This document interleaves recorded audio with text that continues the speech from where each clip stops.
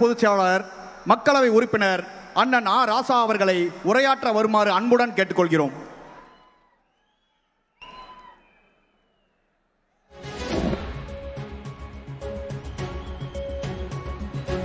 இளைஞரணி மண்டல நிர்வாகி என்கின்ற பெயரில் ஒரு மாநில மாநாட்டை நடத்தி கொண்டிருக்கின்ற இயக்கத்தினுடைய இளைஞரணி செயலாளர், தமிழ்நாட்டினுடைய துணை முதலமைச்சர், பேர் அன்பிற்கும் வணக்கத்திற்கும் உரிய ஆருயிர் இளவல் உதயநிதி ஸ்டாலின் அவர்களே, கழகத்தினுடைய துணை பொதுச் செயலாளர் மாண்புமிகு அமைச்சர் வணக்கத்திற்குரிய அண்ணன் துரைமுருகன் அவர்களே, முதன்மை செயலாளர் தமிழக அமைச்சர் எனது பெருமதிப்பிற்குரிய அண்ணன் மாண்புமிகு KN நேரு அவர்களே, துணை பொதுச் செயலாளர்கள் மாண்புமிகு அமைச்சர் அண்ணன் IP அவர்களே, அண்ணன் பொன்முடி அவர்களே, நாடாளுமன்ற உறுப்பினர் அந்தியூர் செல்வராஜ் அவர்களே, மாண்புமிகு அமைச்சர் சகோதரர் சாமிநாதன் அவர்களே, நிறைவாக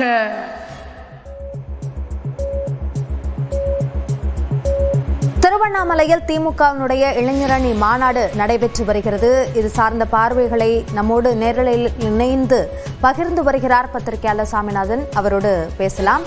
திரு சாமிநாதன், நீங்க சொன்னீங்க முன்பு நெல்லையில் இந்த இளைஞரணி மாநாடு ஒருங்கிணைக்கப்பட்டது. தற்போது திருவண்ணாமலையை அவர்கள் தேர்வு செய்திருப்பதிலும் ஒரு வியூகம் இருக்கா?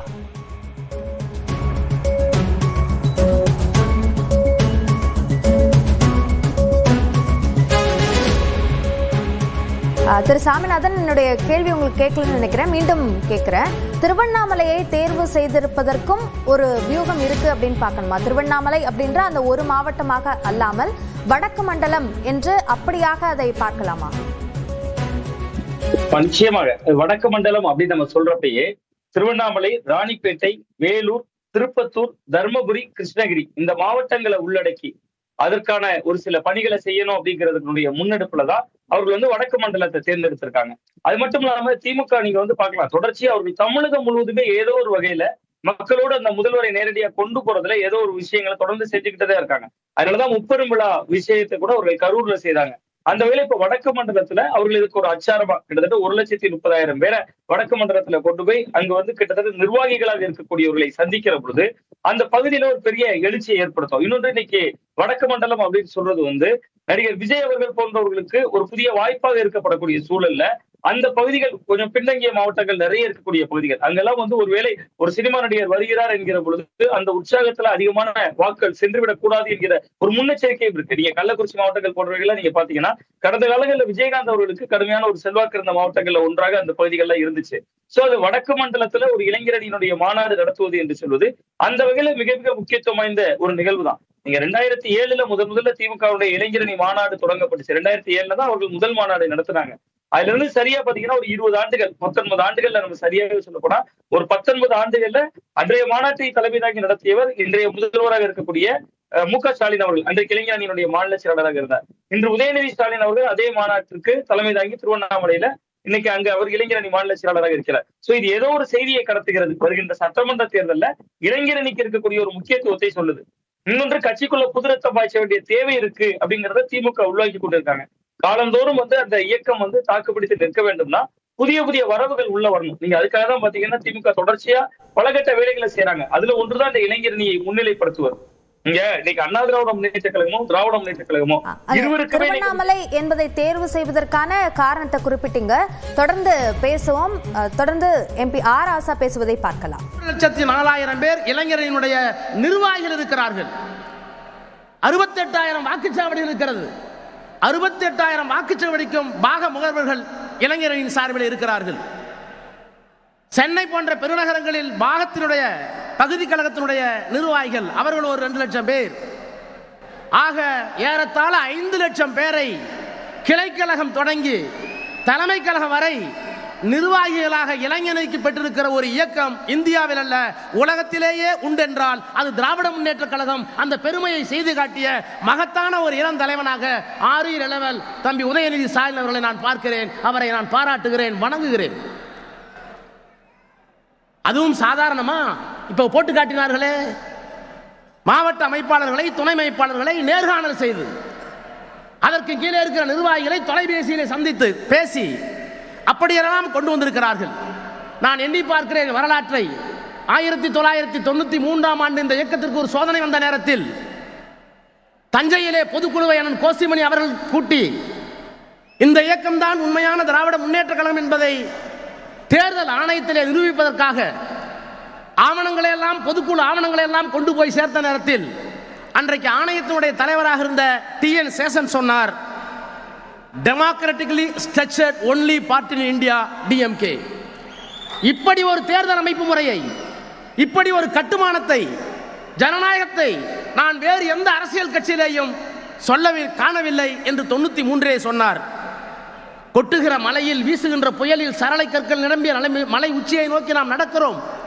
கையிலே ஒரு அகல் விளக்கு, அந்த அகல் விளக்கு அணையாமல் இருப்பதற்கு தம்பிமார்களே உங்கள் கையை தாருங்கள் என்று சில நூறு பேர்களை வைத்துக் கொண்டு ராபின்சன் பூங்காவிலே தொடங்கிய இந்த இயக்கம் இன்றைக்கு திருவண்ணாமலையில் 1,30,000 பேர் அமர்ந்து 91 சட்டமன்ற தொகுதியிலிருந்து வந்து 29 கழக மாவட்டங்களிலிருந்து இத்தனை பேரை கட்டுப்பாடோடு கடமையாற்றுகின்ற பணியை செய்திருக்கின்ற உதயநிதி ஸ்டாலின் அவர்களுக்கு என்னுடைய சல்யூட் சல்யூட் சல்யூட். என்றைக்காவது ஒரு நாள் உலகத்தில் இருக்கிற அரசியல் கட்சிகள் எல்லாம் ஆய்வு செய்து இப்படியெல்லாம் செய்ய முடியுமா என்று பார்த்தால் இவர் செய்திருக்கின்ற இந்த முன்முயற்சி தான் கேஸ் ஸ்டடி, சரித்திரம் சரித்திரம் சரித்திரம். நான் இந்த இயக்கத்தினுடைய மூலத்தை உங்களை அழைத்துக் கொண்டு எண்ணி பார்க்கிறேன். தந்தை பெரியார் இந்த இயக்கத்திற்கு தத்துவத்தை தந்தார். அண்ணன் வேலு அவர்கள் வரவேற்பை நிகழ்த்துகிற போது தந்தை பெரியாரை இந்த வடிவத்திலே பார்க்கிறேன் என்று சொன்னார்.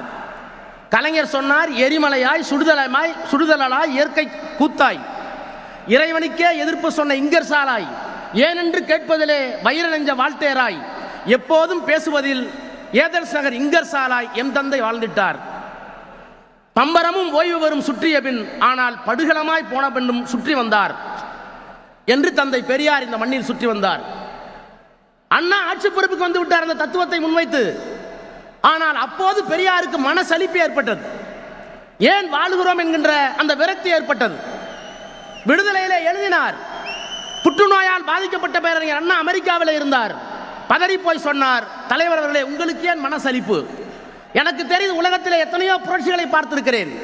ரஷ்யாவிலே 2 தலைவர்கள், மார்க்ஸ் லெனின், பிரெஞ்சு புரட்சிக்கு வால்டேர் ரூசோ, 2 தலைவர்கள், 2 நூற்றாண்டு வெவ்வேறு காலகட்டம். தத்துவத்தை தந்தது ஒருவர், அதை அரியணை ஏற்றவர் இன்னொருவர். ஆனால் எனக்கு தெரிந்த ஒரு தத்துவத்தை ஒரு தலைவன் சொல்லி அவருடைய வாழ்நாளிலேயே அந்த தத்துவம் வெற்றி பெற்ற வரலாறு உங்களுக்கு மட்டும்தான் இருக்கிறது, ஏன் உங்களுக்கு சோர்வு என்று கேட்டவர் பேரறிஞர் அண்ணா. அந்த அண்ணா இயக்கத்தை கட்டியமைத்து ஆட்சி பொறுப்பிற்கு வந்தவுடன் தமிழ்நாடு என்று இந்த நாட்டுக்கு பெயர் சூட்டினார். தமிழ்நாடு என்று பெயர் இருக்கிற வரை இந்த நாட்டில் யார் முதலமைச்சராக இருந்தாலும் அண்ணாதுரை தான் தமிழ்நாட்டை ஆளுகிறார் என்று அண்ணா சொன்னார். அதை இந்த மேடையிலே நான் எண்ணி பார்க்கிறேன். கலைஞர் ஆட்சி பொறுப்பிற்கு வந்தார். நாங்கள் நாடாளுமன்றத்தில் 20 ஆண்டு காலம் இருக்கிறோம். தமிழுக்கு செம்மொழி மட்டுமல்ல, பெண்ணுக்கு சொத்துரிமை மட்டுமல்ல, ஆட்சியிலே அவர் எப்படி பணியாற்றினார், கொள்கையிலே எப்படி பணியாற்றினார். 56 இன்ச் மோடி அவர்கள் நாடாளுமன்றத்தில் சொன்னார், சுதந்திரம் அடைந்து இத்தனை ஆண்டுகள் கழித்து நேரு செய்யவில்லை, இந்திரா காந்தி செய்யவில்லை, நான் தான் செய்தேன். என்ன செய்தேன்? 40,000 கிராமங்களுக்கு மின்சாரம் போய் சேரவில்லை, நான் தான் சேர்த்தேன். குடியரசுத் தலைவர் உரையிலே சொன்னார். நான் பேசுகிற போது சொன்னேன், பிரதமர் அவர்களே இன்றைக்கு 2024 சொல்லுகிறீர்களே 40,000 குடும்பத்துக்கு வீட்டுக்கு நாங்கள் மின் இணைப்பு கொடுத்தோம் என்று. 1971 எல்லா கிராமத்திற்கும் மின்சாரத்தை கொண்டு போய் சேர்த்த ஒரு தலைவன் கலைஞர் என்கின்ற அந்த தலைவன், மகத்தான தலைவனை தலைவராக பெற்ற இயக்கம் இந்த இயக்கம் என்று சொன்னேன். இப்படி பெரியார், அண்ணா, கலைஞர் இந்த தத்துவங்களை எல்லாம் தாங்கி இருக்க நம்முடைய தலைவர் இங்கே இருக்கிறார். சுருக்கமாக சொன்னால் திராவிட மாடல் அரசை இயக்கி கொண்டிருக்கிறார். பெரியார் தனி நாடு கேட்டார், திராவிட நாடு கேட்டார், தமிழ்நாடு கேட்டார். அண்ணா திராவிட நாடை கைவிட்டு விட்டு தனித்தமிழ் நாட்டை கைவிட்டு விட்டு மாநில சுயாட்சி கேட்டார். மாநில சுயாட்சிக்காக தீர்மானம் போட்டார் கலைஞர். தனிநாடு கேட்டவர் பெரியார், மாநில சுயாட்சி வேண்டியவர் அண்ணா, தீர்மானம் போட்டவர் கலைஞர். தீர்மானத்தோடு நிற்கவில்லை. இன்றைக்கு மாநிலத்தினுடைய உரிமைகள் பறிக்கப்படுகிற போது நீட்டாக இருந்தாலும் ஏற்றுக்கொள்ள மாட்டோம். பொருளாதாரத்தில் முன்னேறியவர்களுக்கு எக்கனாமிக்கலி வீக்கர் செக்ஷன் என்று சொல்லுகின்ற பொருளாதாரத்திலே பின்னடைந்தவர்கள் என்பதற்காக இடஒதுக்கீடு தருகிறீர்களே, உண்மையான இடஒதுக்கீடு கோட்பாட்டை தவிர்த்துவிட்டு அதை ஏற்றுக்கொள்ள மாட்டோம். விஸ்வகர்மா என்ற ஒரு திட்டம், அந்த திட்டத்தை நாங்கள் ஏற்றுக்கொள்ள மாட்டோம். நாடாளுமன்றம் இயக்கிற சட்டத்தை ஏற்றுக்கொள்ள மாட்டோம். Political will of the reflected in the parliament. ஆனால் எங்கள் சட்டமன்றத்தில் இந்த ஆட்சியினுடைய நாயகர் நாங்கள் ஒப்புக்கொள்ள மாட்டோம் உங்கள் சட்டங்களை, நாங்கள் out of control of Delhi என்று சொல்லுகின்ற ஆற்றல் மிக்க ஒரு தலைவன் இந்தியாவில் யார்? இவரை தவிர. இத்தனை பெருமைக்கும் சொந்தக்காரர். இன்றைக்கு அவருடைய மகன் இங்கே இந்த இயக்கத்தை வழிநடத்த இருக்கிறார், தமிழ்நாட்டை வழிநடத்த இருக்கிறார். நான் அவரை தலைமை தாங்கி நடத்த வேண்டும், தகுதி உங்களுக்கு இருக்கிறது சொல்வதற்கு காரணம் என்ன? கலைஞரின் பேரன் என்பதற்காக முத்துவேல் கருணாநிதி ஸ்டாலின் என்ற மகத்தான மனிதனுடைய பிள்ளை என்பதற்காக மட்டுமா? அவையெல்லாம் ரெலவென்ட் ஃபேக்டர்ஸ், தொடர்புக்குரிய காரணிகள். அதையும் தாண்டி ஆட்சியையும் கட்சியையும் வழிநடத்தக்கூடிய ஆற்றல் எதிர்காலத்தில் அவருக்கு உண்டு. அவர் ஆட்சியில் இருக்கிற ஆற்றிய பணியா? என்னென்ன பணிகளை ஆற்றியிருக்கிறார்? தமிழ்நாடு சாம்பியன் ட்ரஸ்ட், விளையாட்டுத்துறையை வைத்துக் கொண்டு இத்தனை சாதனைகளை செய்த ஒரு அமைச்சரை நான் இந்தியாவிலேயே பார்த்ததில்லை. நெடுஞ்சாலை போடுகிறார் வேலு என்றால் ஒப்புக்கொள்ளலாம். எல்லா ஊருக்கும் தண்ணீர் வருகிறது என்றால் நான் நேருவை ஒப்புக்கொள்ளலாம். எல்லா கிராமத்திற்கும் தண்ணீர் போகிறது என்றால் ஐபிஐ ஒப்புக்கொள்ளலாம். இவையெல்லாம் தெரிந்த துறைகள். ஆனால் விளையாட்டுத் துறையில் இவ்வளவு விந்தைகளை செய்யக்கூடிய ஆற்றலை பெற்ற ஒரு அமைச்சரை தம்பி உங்களைத்தான் நான் பார்க்கிறேன். எத்தனை திட்டங்கள்! தமிழ்நாடு சாம்பியன் ட்ரஸ்ட், போட்டிக்கு போவதற்கு முன்பாகவே ஊக்கத்தொகை, தேசிய முதல் ஒலிம்பிக் வரை யார் பதக்கம் பெற்றாலும் அவர்கள் அழைத்து வந்து பதக்கம். எலைட் ஸ்போர்ட்ஸ் பர்சன் ஸ்கீம், உலக போட்டியா ஒலிம்பிக் போட்டியா எல்லா செலவையும் நாங்கள் ஏற்றுக்கொள்கிறோம்.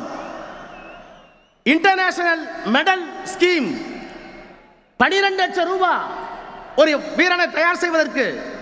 சாம்பியன் டெவலப்மெண்ட், 20 வயதுக்கு உட்பட்டவர்களை எதிர்காலத்தில் தயார் செய்வதற்கு திட்டம். இதையெல்லாம் கூட நான் ஏற்றுக்கொள்கிறேன்.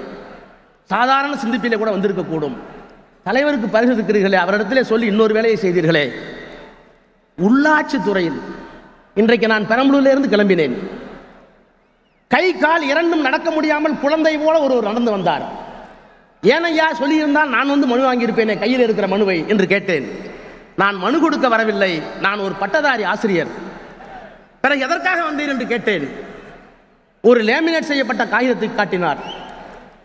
உள்ளாட்சி அமைப்பில் நான் இன்றைக்கு ஒரு கவுன்சிலராக ஆக்கப்பட்டிருக்கிறேன். அதற்கு காரணம் உதயநிதி ஸ்டாலின் தன்னுடைய தந்தையிடத்தில் சொல்லி எனக்கு வாங்கி கொடுத்திருக்கிறார். நான் பார்க்கிறேன். நொண்டி என்றார்கள், முடம் என்றார்கள், குருடன் என்றார்கள், செவிடன் என்றார்கள். ஐநா மன்றம் அவர்கள் அப்படி சொல்லக்கூடாது, மாற்றுத்திறனாளி என்று சொல்லி சொன்னது. ஐநா சொன்ன அந்த கட்டளையை தமிழ்நாட்டில் இருக்கிற எந்த முதலமைச்சரும் பார்க்கவில்லை, கேட்கவில்லை, நிறைவேற்றவில்லை. ஆனால் கலைஞர் என்ற மகத்தான மனிதர் தான் இந்தியாவில் அவர்களை மாற்றுத்திறனாளி என்று அழைத்தது மட்டுமல்ல, அவர்களுக்கு ஒரு தனி துறையை உருவாக்கினார். அவருடைய பேரன் இன்றைக்கு உள்ளாட்சி அமைப்புகளில் தேர்தல் இல்லாமல் மாற்றுத்திறனாளி ஒரு உள்ளே போகிறார். இப்போது சொல்லுங்கள், கலைஞருக்கு, மாண்புமிகு முதலமைச்சருக்கு அவர் ரத்தத்திற்கு மட்டுமா வாரிசு? இல்லை, அவர்கள் கொண்டிருக்கிற லட்சியத்திற்கு வாரிசு. இத்தனையும் செய்திருக்கிறார் ஆட்சியில். இதற்காக கூட உங்களை நான் தலைவர் என்று சொல்ல எத்தனிக்க மாட்டேன். இவையெல்லாம் எல்லா அமைச்சர்களும் செய்யலாம். உங்களை எங்கே பார்க்கிறேன்? சனாதனத்திற்கு மண்டியிட மாட்டேன் என்று சொன்னீர்களே. உச்ச நீதிமன்றத்திலே ஒரு வழக்கு, இந்தியாவில் 20க்கும் மேற்பட்ட உயர் நீதிமன்றங்களில் வழக்கு. பயந்தாரா? என்ன செய்ய போகிறோம் என்று திகைத்தாரா? சிறை என்றால், சிலுவை என்றால் தூக்கி திரும்பதற்கு எத்தனை பேருக்கு முடியும்? எதிர்த்து நின்றார். மண்டியிட மாட்டேன், கொள்கையோடு இருப்பேன். அந்த தலைவா, அதற்காக உன்னை நான் நிற்கிறேன். பொய்ப்பெட்டி என்றும் பாசறை என்றும் ஆரம்பித்தீர்களே. முரசொலியில் பாசறை பக்கம் யார் கொடுத்த ஐடியா தெரியலையே. பொய்ப்பெட்டி திராவிட முன்னேற்ற கழகத்தின் மீது, பெரியார் மீது, அண்ணா மீது, கலைஞர் மீது, முதலமைச்சர் மீது, தத்துவங்கள் மீது பொய் புகார்கள், அவதூறுகளை பேசிய நேரத்தில் அதற்கு பொய்ப்பெட்டி என்று பெயர் கொடுத்து நாடறிந்த பேச்சாளர்களை அழைத்து வந்து அவர்களுக்கெல்லாம் விளக்கம் சொன்னீர்களே. அந்த விந்தையை உங்களுக்கு யார் கற்றுக் கொடுத்தது? பாசறை பக்கம், முரசொலியில் கடைசி பக்கம் உழைத்தவர்கள் யார்? அவர்கள் சொன்ன சிந்தனை என்ன? அந்த சிந்தனையை எப்படி வரையறுத்தார்கள்? அவர்கள் போட்ட தடத்தில் நாம் எப்படி நடந்து போவது? இதற்கு ஒரு பக்கம் யார் கொடுத்தார்கள்? அறிவின் மீது தாகம், லட்சியத்தின் மோகம். ஒரு சட்டமன்ற தொகுதிக்கு ஒரு லைப்ரரி, புத்தகத்தை படியுங்கள். முத்தமிழறிஞர் பதிப்பகம், கார்ல் மார்க்ஸை பார்க்கிறேன், சிறு புத்தகமாக வருகிறது. பெரியாரை பார்க்கிறேன், அண்ணாவை பார்க்கிறேன், ட்ராக்ஸியை பார்க்கிறேன். மார்க்சியம் பேசுகிறது, யார் அம்பேத்கர், யார் சாதி ஒழிப்பு, இத்தனைக்கும் சிறு நூல்கள், முத்தமிழறிஞர் பதிப்பகம். அதை யார் உங்களுக்கு சொன்னது? அது மட்டும்தானா? முடிக்கிறேன். கருத்தரங்கம், புத்தக கண்காட்சி, ஆண்டவனுக்கு திருவிழா இந்த மண்ணில் நடக்கிறது. ஆனால் அறிவுக்கு திருவிழாவை நடத்திய ஒரே அரசியல் தலைவன் நீ மட்டும்தான், நீ மட்டும்தான். ஒன்றை சொல்லி முடிக்கிறேன். பாப்லோ நெருடோ என்ற ஒரு கவிஞன் இலக்கியத்திற்கு நோபல் பரிசு பெற்றான். சிவப்பு சந்தனையில் தன்னை ஊர்கரித்துக் கொண்டான். கம்யூனிஸ்ட்காரன். பல நாடுகளுக்கு ரகசியமாக ஓடினான், துரத்தப்பட்டான். அவன் மறைவதற்கு முன்னால் நீங்கள் என்ன சொல்ல விரும்புகிறீர்கள் என்று கேட்டார்கள். அவன் சொன்னான், தத்துவ ஆறு தலைமுறையை தாண்டி பயணிக்கிற போது, ஒரு தத்துவ ஆறு, ஒரு இயக்கத்தின் தத்துவ ஆறு தலைமுறையை தாண்டி பயணிக்கிற போது, தலைமுறை மாற்றம் வருகிற போது, கரையை கெட்டிப்படுத்தி காவல் காக்கிற காவலன் எவனோ அந்த காவலன் தான் அந்த இயக்கத்திற்கு தலைவன் என்று சொன்னான். தத்துவ ஆறு ஓடிக்கொண்டே இருக்கிறது. அந்த தத்துவ ஆற்றை கரையை பலப்படுத்தி கொண்டிருக்கிறீர்கள். பாப்புலோ நெருடோ சொன்னான், அந்த காவலன் தான் தலைவன் என்று. நான் உரிமையை அழைக்கிறேன். தம்பி வா, எதிர்காலத்தில் இயக்கத்தை நடத்து. வாழ்க, வெல்க. நன்றி, வணக்கம். கழகம் காக்கும் போர்ப்படையின் தளபதி, முன்வரிசை கள போராளி, இளம் தலைமுறையை கொள்கை அளவில் வளர்த்தெடுக்க திராவிட பயிற்சி பாசறை, சமூக வலைதள பயிற்சி, கழக இளம் பேச்சாளர்கள், முரசொலி பாசறை, முத்தமிழறிஞர் பதிப்பகம், தொகுதிதோறும் கலைஞர் நூலகம்,